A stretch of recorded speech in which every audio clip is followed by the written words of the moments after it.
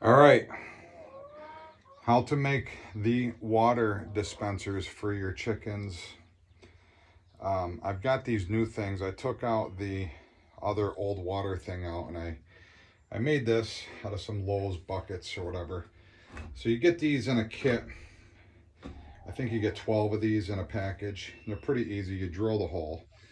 One thing I have to say is when you do these, do not make them this low. Maybe pull it up half an inch or inch.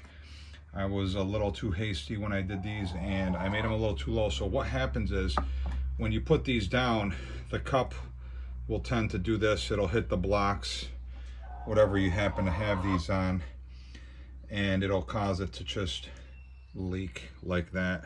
And I thought it was leaking from the back, but it was actually, when this is down, it stops feeding the water in. So what I'm going to do is I'm going to make a new one with this bucket here, and I'm going to raise them up a little bit. And again, it's not the end of the world. You just raise it up a little bit, put some 1x1s or whatever in here that I had extra here laying on the farm. So I raise it up a little bit. We're going to see how this works out. I don't like the old ones because there's just a little reservoir, and the chickens, they have to push that little button. And sometimes, you know, if you have these in for the ducks, they feed off of both here. The ducks mainly stick their beaks in this one here, and this one here is for the chickens, but they do feed off of both. So you live and you learn. I'm going to fix this up. You know, grandkids and everybody, they're here fishing in the back today, and we're still putting along here.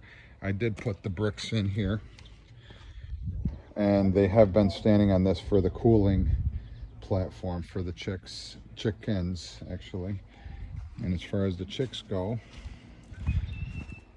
they're still poking around out here. Just gotta watch, make sure there's no foxes and things coming after them. But they seem to be doing okay out here for now. So that's that.